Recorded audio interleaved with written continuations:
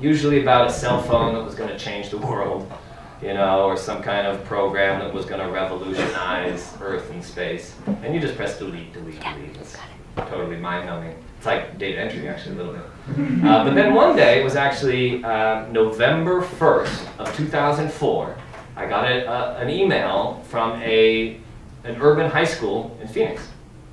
And it was a press release, or it purported to be a press release. It looked terrible. It had spelling errors, it had typos. It would have like, the sentence would go 3 words on a line and then break, and then 1 word, and then 5 words. I mean, it was total amateur hour. And my finger hesitated over delete. But I was like, this is too weird. It's talking about robotics and some kind of extraordinary success that these guys have had. And so I didn't delete it, but it took me a month to finally call the school, because it was kind of just bouncing around in my brain. And so I called the school, Carl Hayden Community High School in West Phoenix, and I spoke to Freddie Lajvardi, the kind of team mentor. And he said, you are the first national journalist to call us. We have sent this press release out to hundreds of journalists all over the country, and we have gotten 0 response. And I don't know whether to blame that entirely on the press release. Freddie said that, in fact, they did at Carl Hayden get a reasonable amount of press. But the press would only come to Carl Hayden when there was a gang fight, when there was violence. And in fact, this had happened relatively recently when I called him. When I called Freddie, he said the news crews had arrived, there was a fight, and him and his students drove one of their terrestrial robots out to the news crew and started driving circles around the guy, and the guy's not paying any attention. Eventually they hit him in the foot, and the guy was like, okay, what is this? And they all went up and they explained that we're building robots. And the guy's like, well, that sounds really interesting, but that's not the story I'm here to tell. Wow. And when he told me that on the phone, I said, I'm getting on a plane right now. And so I flew there exactly 10 years ago. And they've become a very integral part of my life. Everything that's happened at Carl Hayden. When I got there, the first thing I noticed was the sign said, Carl Hayden Community High School, the pride's inside. Like, oh, I guess they don't feel like they got anything to be proud about on the outside. They've since taken that sign down. But the students, you know, back in '04, when they first entered this contest that I've written about in the book, they had no expectations of anything. First of all, they had no training.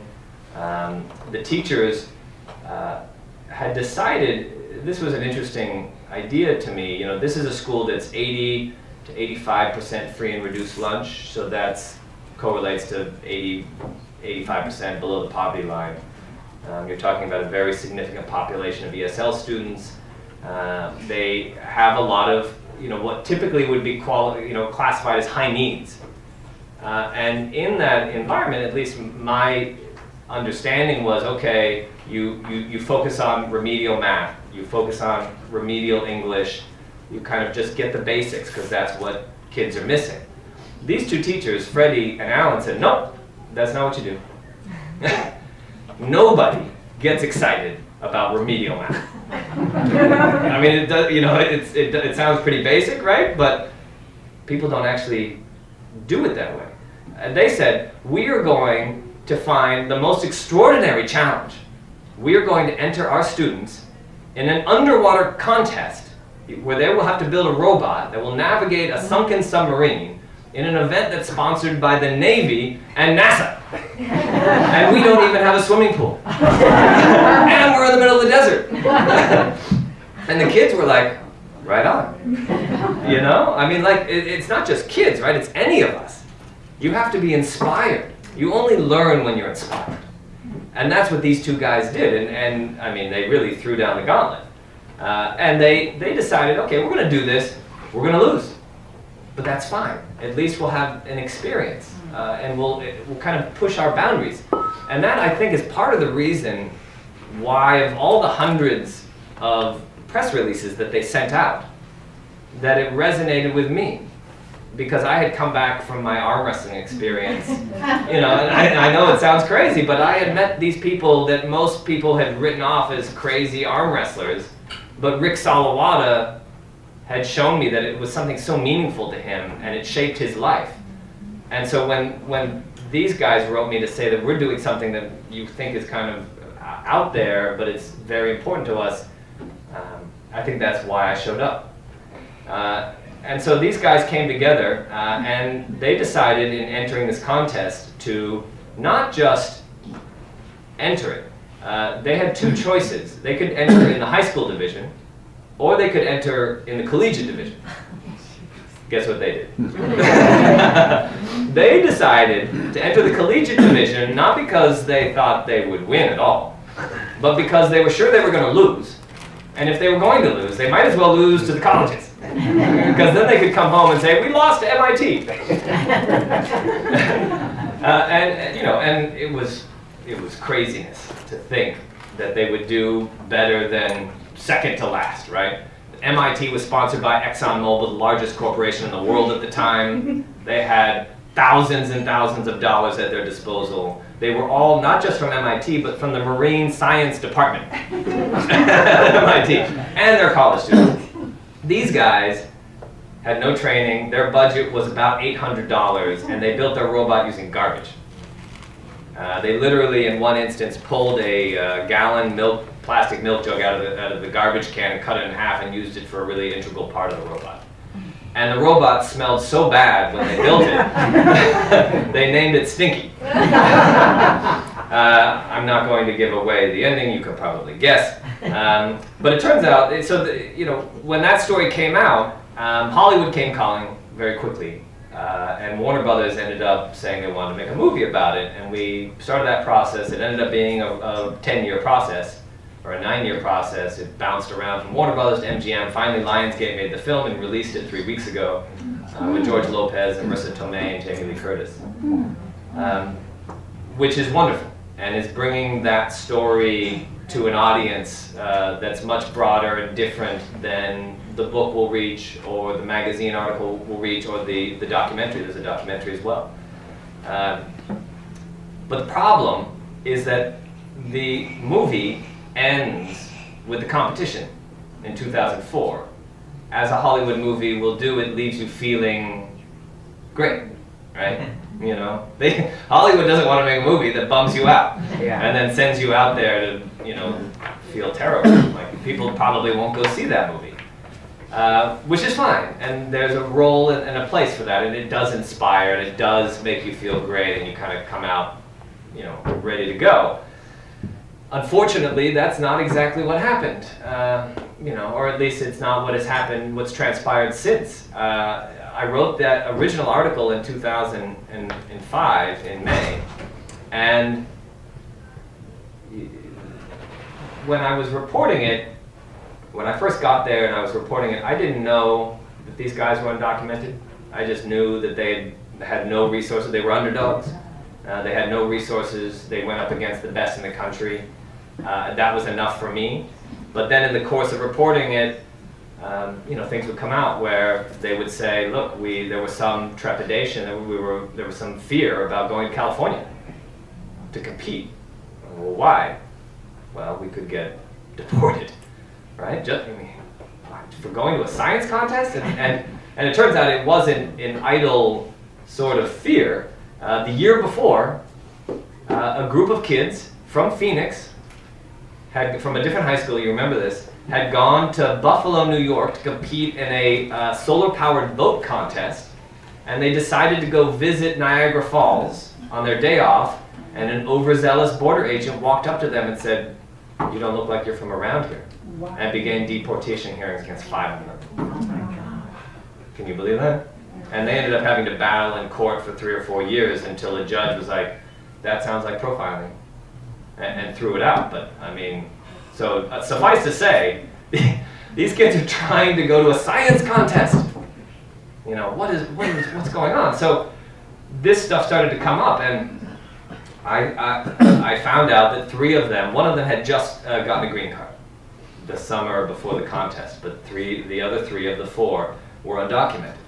And I said, well, to me that seems like, you know, this is important, and I feel like I would like to talk about this, but I understand that that opens you guys up to some pretty serious risk. And this is a long time ago. You know, this is 10 years ago. The dialogue and undocumented wasn't in the common usage. AP wasn't using undocumented. It was using illegal alien, and particularly in Arizona. I mean, Sheriff Joe Arpaio, he's still very powerful, but at that time he had vigilante groups, and so for them to come out as undocumented had extraordinary risk. And so I said to them, look, I'm going to follow your lead. You tell me, and talk to your family.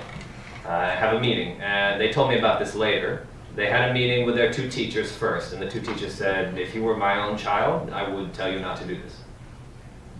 They went home, and they talked to their parents, and the parents said, for the most part, we don't think that you should do this. This is opening the family up to a lot of risk. And they came back to me the next day, and Oscar Vasquez said to me, we've talked with our family, we've talked with our teachers, but to us this is a Rosa Parks moment. Mm-hmm.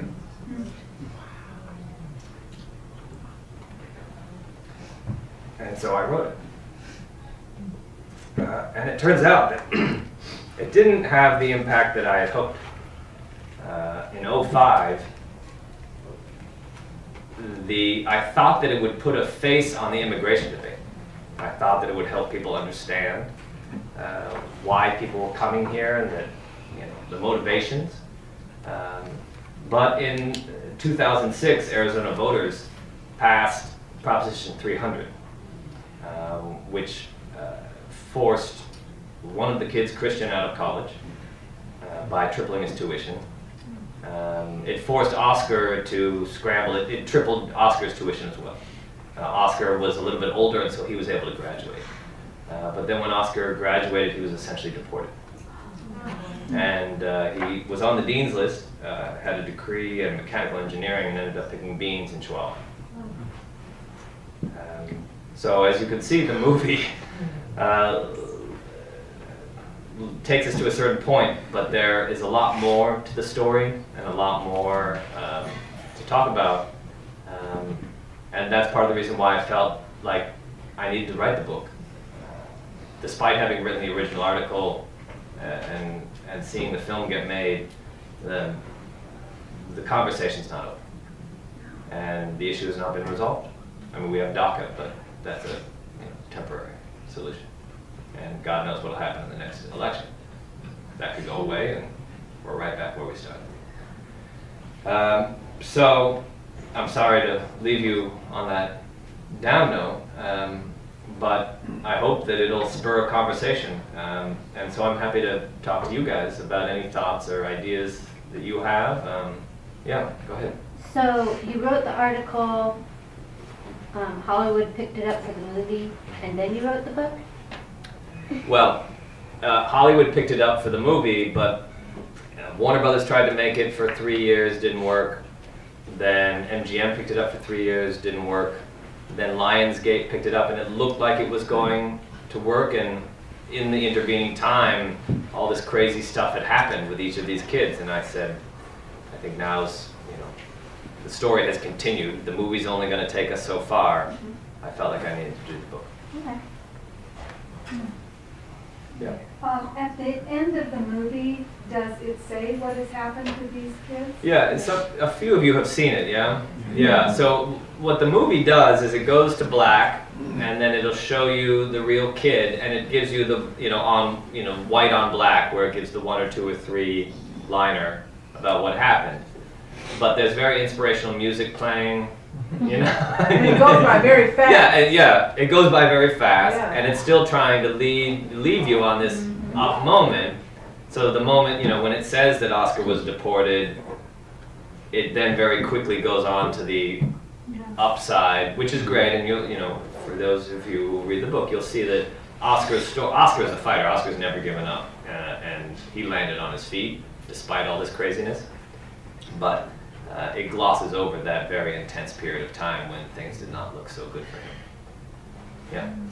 How come some of the schools that they peaked, Yeah. didn't offer those kids scholarships. Yeah, it's very interesting. Yeah. So MIT in particular, right? That's a good question. For one thing, so there were two guys who would have been candidates for MIT, Oscar and Christian. Christian in particular, I think, they both wanted to go to engineering school. The other two guys wanted to go to culinary school, and they did. But Christian and Oscar wanted to be engineers, and it was a bit of a mystery to me because I had lots of conversations with Christian, like, look, you know, I can call MIT or I can find the application. His family didn't want him to go far away because of his status. They felt that it would be too exposed. They wouldn't be able to, you know, help him in any way. They wanted him to stay in state. And so he ended up going to ASU for that reason. In the intervening time, now that he has DACA, he's much more open to going back to college. And he started crowdfunding. He started a crowdfunding site. He's got 38,000. Arcega, arcega.me is this crowdfunding site. Interestingly, some of the MIT guys didn't like the article that I wrote because I think they felt like I made them into the bad guy. I don't feel like I did. I'm just telling the story that they got beat. The documentary, has anybody seen Underwater Dreams? No. Yeah, there's a documentary about it. The documentary focuses on the effect that the team has had on subsequent generations of students at Carl Hayden, which is actually a really amazing thing and a wonderful thing to watch, particularly amongst female engineers at the high school. The team, in the 10 years now that I've been following them, has become dominated by women.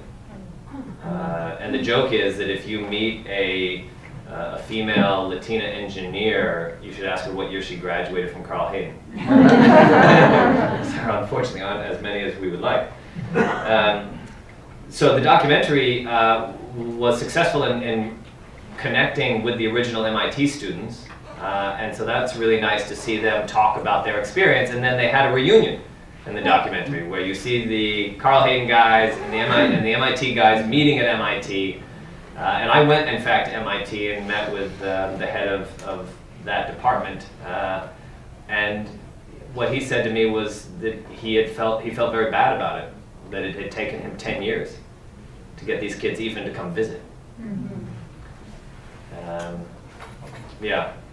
Since the film has come out, and since the book has come out, Christian in particular has gotten an offer, Olin College, which is one of his top engineering choices, has been really great about writing me, and then I forwarded it on to Christian, and Christian's like, this is amazing, this is what I want to do.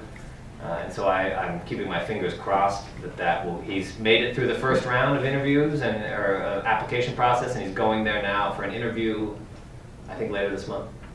How old is he? 26 now. It was interesting, they did a radio interview, I think it was Latino USA, or I can't remember which one, where they interviewed them after the article came out in 2005. And they went around the circle and said, what are your hopes and dreams? And then they interviewed them again 3 weeks ago and said, what are your hopes and dreams? And they played the audio.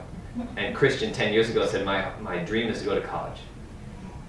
And they asked him now, what's your dream? So it's the same dream. Yeah, in the back, all the way, yeah. What is the meaning of the title? Spare parts? Originally, I titled the article in Wired La Vida Robot, which I liked, in part because I came up with it, probably. But they... Is that long word? The La Vida Robot. La Vida Robot. La Vida Robot. Means? Which means the robot life, the robotic life. Okay. Yeah. And the marketing people for the film felt like it sounded too much like a Ricky Martin song. La Vida Loca. Which is probably not a coincidence because that song was probably bouncing around in my head at the time. And I think they also felt like they wanted it to reach a broad audience, and there's a certain segment of the population that won't go see a film if it has a Spanish word in it or a foreign word, and if it's going to reach that audience, you know, you've got to have an English language title. Go ahead. And why wasn't it called Illegal Alien? Oh, yeah, that would throw it. Well, that would reach a certain I audience. think that well, what I'm hearing you say is undocumented, Yeah. and that softens the way Americans look at undocumented people. I think the reason for changing it is because when you say illegal, alien is essentially a synonym for person. So if you say illegal person, can a person be illegal? Well, an alien is even more demeaning, Yeah. and that's exactly what that whole scenario is it not? Undocumented, I mean, people don't think of people undocumented, they think of them as illegal aliens, Yeah. which is somehow very scary. Yeah, I mean, it's like, I heard a comedian somewhat recently talking about the dialogue is illegal alien, and that sounds terrible, but in reality, I don't know if anybody saw A Day Without Mexicans, this documentary, right? It's like, without this, you know, influx of immigrants who want to keep the economy running, we'd be in big trouble. And so this comedian was saying, I don't know why we don't call them illegal elves. You know, that would change the dialogue, right? Undocumented, I think, is more accurate. It just refers to their immigration status. Yeah. Well, I think that what I like about the title is that they build a robot with spare parts, right? With recycled materials, and Right. a lot of the people that are undocumented in this country are spare parts of a society. No? They are people that you can replace one with another one, right? There is always a huge amount of spare parts, right, in the society, Yeah. right? Then that's what appealed to me to the title. I don't know if it was what you intended. That is the way that I That's I see it. the hope. So it worked. Yeah, it did. To me, it did. My name is Dalma Suarez. I was born in Guatemala in 1996. I'm a documented student. I just want to thank you for this. And I want to ask you, what would you say to us now? You know, I think that, Very good question. yeah, I think that there are obvious obstacles. But what these guys have shown me, it's not, I'm basically just funneling what they have said and their experience. And fundamentally, you know, I take a lot of inspiration from Oscar and Christian and Luis and Lorenzo, who were like, look, we're not going to stop building things. You know, we're not going to stop learning. We're not going to stop trying. And I think that's all we can do. There's larger kind of political and socioeconomic things at play that feel outside of our control. But the things that are inside of our control are invent something, write something, you know, help somebody. All of those things are inside of our control.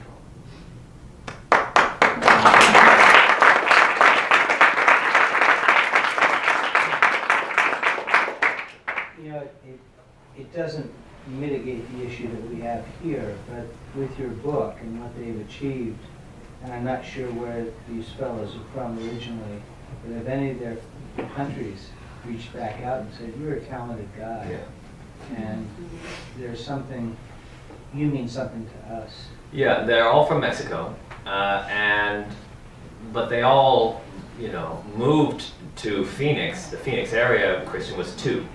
I'm sorry, Christian was 5, Lorenzo was 2, Luis, I think, was 5, Oscar was the oldest, he was 11. But certainly for the younger ones, they haven't known, Mexico is a foreign country to them. So that's one point. Having said that, because my name's on the book, people end up emailing me, and so then I end up kind of fielding. So I get to see a lot of people's responses, which is very interesting. There was a guy from Harvard who runs a hedge fund in Mexico City. And he wrote me last week saying, I want to talk to Christian. And so it's great. You know, here's Christian's email. I CC'd him on the note, and they're having a conversation. I don't think Christian actually wants to go that direction. But primarily because I don't think he knows anybody in Mexico City. You know, it's you know, Boston is probably, Boston was far enough away 10 years ago that it caused a problem for him. So I do hear that a lot, though. People are like, well, you know, these are smart, intelligent guys. Why don't they go back to their country and do what they can do? But I think the fundamental point about these students is that they've grown up in America and they view themselves as American and they've gone to American schools, and we don't actually want to lose that talent. We've invested so much in them through grade school and high school, and then we basically just drop it. And from a purely kind of economic argument, it's a waste of all of that investment. We've gotten them to a certain point, and then we don't finish the deal to actually get them to a point where they can really be productive. Yeah. Could you talk a little more about the teachers Yeah. in that school that they stuck their neck out? The administration, unlike any other school administration that I know Yeah. of, apparently gave them the necessary support and relief from... Not at all. Not at all. No, the administration, all of this happened, all of this was after school. They still had to teach their normal, you gotta follow the curriculum and do A, B, you gotta do the remedial math, you gotta do all this stuff. And then after school is when the real learning happened. Because after school, they were unfettered from the bureaucracy. And so they weren't paid. They spent all these nights and weekends, and there's a lot, I mean, there's equal parts in the book about who these guys are and why they did this, why they sacrificed so much. Only recently, I think maybe 4 years ago, the district started paying one of them 50% of a track coach salary, or stipend, which is $250 a month. So they're not doing it for the money, but they are extraordinarily inspiring for sure. Yes? Yes, up to now I had read very little about this. I read it in a small blurb in a magazine. And the whole feeling thing was that these incredible students had become incredible contestants. And I'm wondering where they came in this contest, because then it sort of petered off and said, as the leading contestants, they were saying, they were then found out to be undocumented, and lost the contest. Is that true, or is there something in this, or was this just a... Well, what I'll say is that they did better than anybody expected. Yeah. Yeah. But they weren't the leading contestant. Well, I'm not going to go Well, I really thought that it was so sad. We probably wouldn't be here if they lost. Well, I'm happy to talk. I'll be in the back there, and anybody has questions, we can... Okay, last one more. Okay, so I'm sure you never like to take credit for any of the pieces that you put into making all this visible. But it's always interesting to people like yourself that actually make it visible. So what in your background has brought you to this point where you expose so much? I mean, besides... what in your background has made you so vulnerable, vulnerable in a good way, to expose so much of what was happening? I don't totally know. I guess I have a real affinity for people who are trying to do something that others don't think they can do, and that it may be as simple as like I'm really skinny. It could be that. I've always wanted to be, like the big muscle guy, and so. That's why I keep getting in the ring. I never win, but like these guys, they keep getting in the ring. And that sent me through a whole series of like pretty insane things, from sumo wrestling. I ended up becoming a sumo wrestler. That's another story. We can talk about that later.